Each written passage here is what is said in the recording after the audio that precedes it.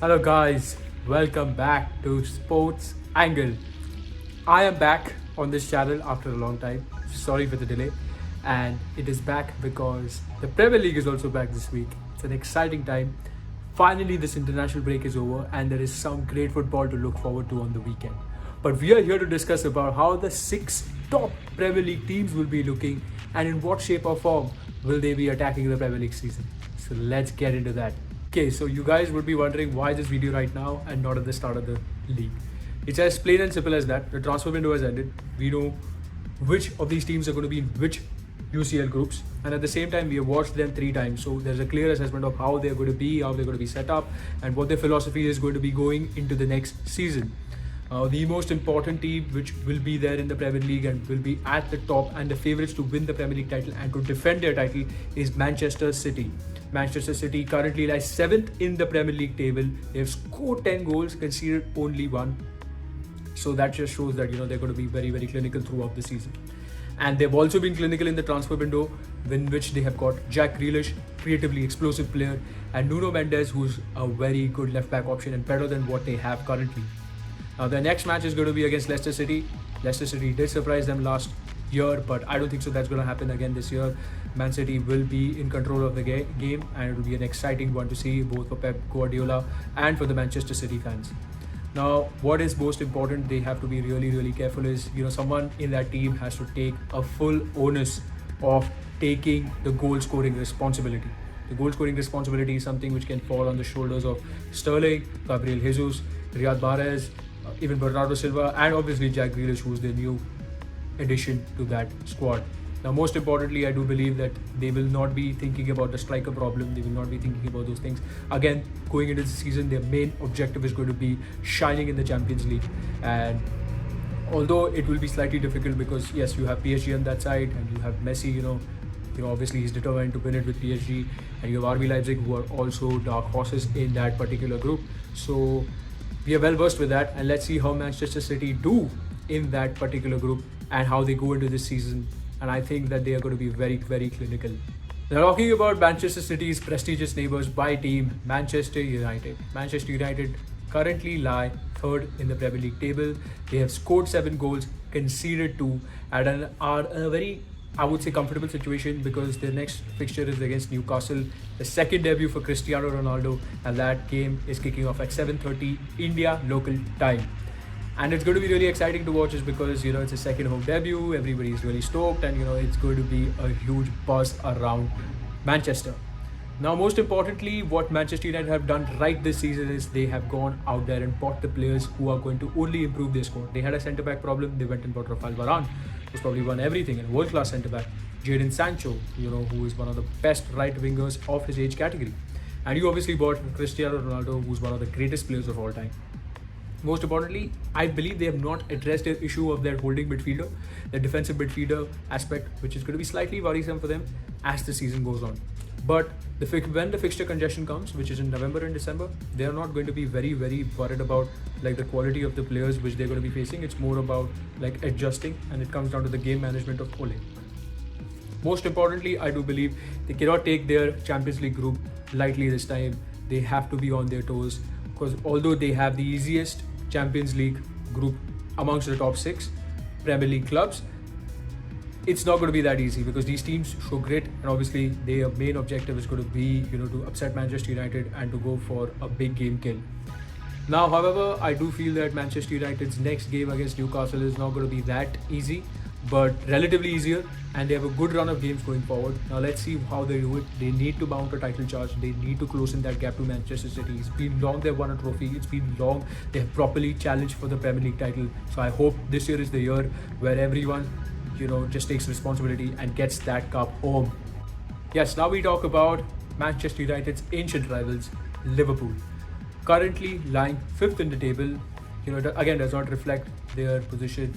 They have scored 6 goals, conceded 1. They recently had a draw with Chelsea. They had somewhat of a very bland transfer window in which they got Ibrahim Konate. Obviously, they addressed their centre-back injury situation, and they have gone out there and been really smart with Ibrahim Konate for a £36 million. That's a very good signing. And their next match is against Leeds.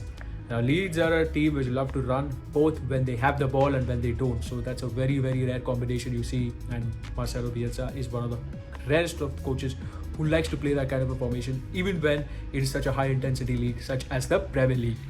And what we are going to see from Liverpool is going to be the same. Nothing changes for them. They're going to be playing their high intensity, heavy metal football, and they have a very tough Champions League group. They have got Atletico, AC Milan, Porto to look up to. So I clearly label that as the group of death. Yes, that clearly is the group of death, and it's something which they would not have anticipated for. It's not something they would have prepared for.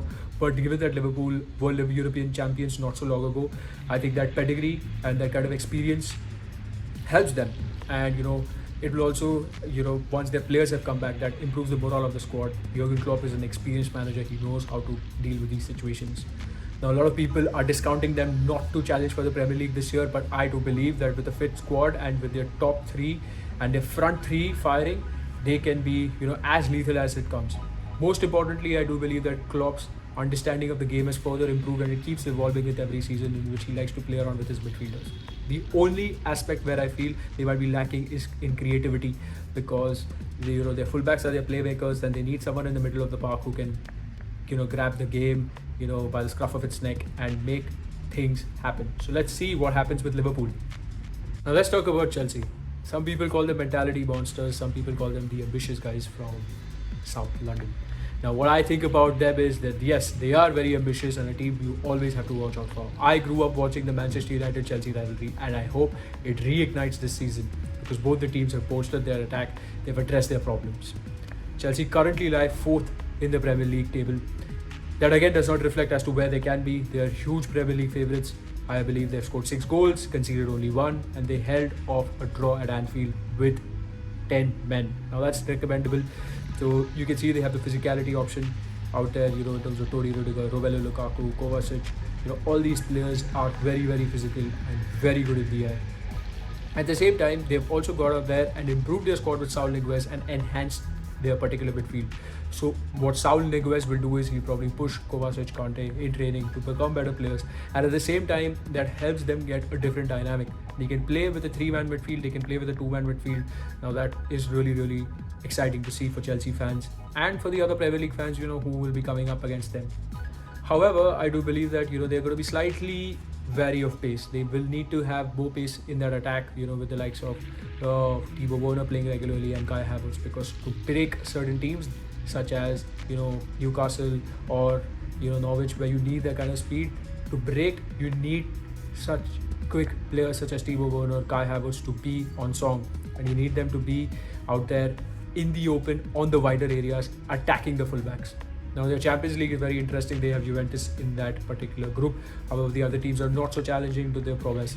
I do believe that they are going to do well, in the particular Premier League. The fixture congestion is not going to be a problem, and I'm really looking forward to how Chelsea performs this particular season. Let's talk about Tottenham.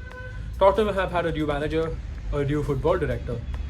And yes, their another biggest victory of this particular transfer window was retaining Harry Kane and buying younger players as well. Now, they sit at the top of the league. They scored 3 goals, conceded none.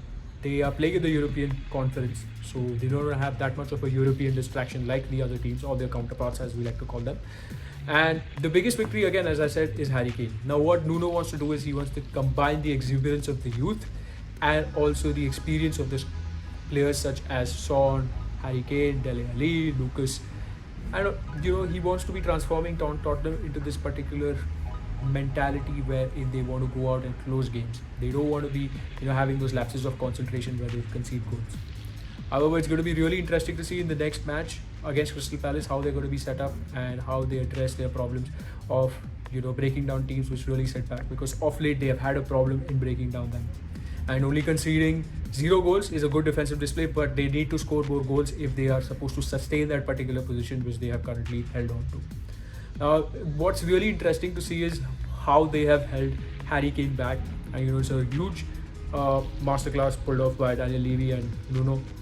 They've really worked hard behind the scenes, to convince the player, to convince his entourage that hey, this is particularly very important for you to stay back, not only for the clubs, but it's also good for the fans and it's also good for the fellow players who are there. And this also allows Tottenham to exhibit their true potential further. Now a lot of people will be like, oh, they've done that in the past, they've made promises. But I do believe something is different out here because they've had a manager who is going to be playing somewhat of the same style Mauricio Pochettino will play, but slightly more physical and slightly more on the counter-attacking perspective of it. So really excited to see how Tottenham are setting up this season. Arsenal currently lie at the bottom of the league. They haven't scored any goals. They've conceded 9 goals in their last 3 games. And they've had a promising transfer window which they have bought real good young talent. But that's not the case what I want to talk about Arsenal. Now, what I really want to address is that, I saw their technical director's interview and as to what he was trying to exhibit out of that. Now, he was trying to say that, he has invested in the youth this year and has spent 140 billion in the transfer window, more than all these 5 clubs I just mentioned. Now, what's really important is for Arsenal fans to realize that the players they have bought are only going to exhibit their best in probably a year's time or 2 years' time. This comes down to the responsibility of the senior players in the squad, such as Aubameyang and Lacazette and Xhaka, to help them speed up this transition and to help them settle down not only in the league but also in the squad and to understand the know-how how Arsenal operates. Now I'm hearing a lot of nonsense like, oh, Arsenal are going to get relegated and this and that is going to happen. That's not going to happen. Arsenal are not going to get relegated. They have an easy fixture against Norwich. You also have to discount the factor that the current squad what Arsenal has cannot go up against the likes of a Man City or an Arsenal or even for that matter like say a Tottenham or a Liverpool. They are going to get absolutely annihilated.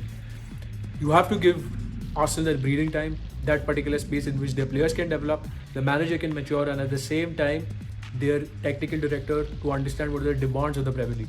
The fans need to be slightly more positive and more forward looking. I know they've had this kind of football since a long time, but I do believe Arteta is trying to build something here and he has a philosophy in himself which he's trying to exhibit into this particular Arsenal squad, keeping Arsenal's sanctum intact. Now, let's see what happens. I'm really excited to see how Arsenal can turn around their season. I do believe they will. And, Arsenal has always been associated with great players such as Thierry Henry, Ian Wright, Tony Adams, Martin Keown, and on and on. Arsenal is a legendary club. I don't need to say much about that. And it's really, really not good to see a club like that in that kind of a state. But I do believe the fans to be slightly more patient and supportive of the young players. These young players will be your future and will help you win the Premier League title, will help you win the Champions Leagues, which you so long for. Nonetheless, guys, thank you for watching this video. I hope you're going to have a good Premier League weekend. Even the race is this weekend. It's at Monza, probably one of the speed temples as they call it. I'm really looking forward to the race as well as Cristiano Ronaldo's second home debut.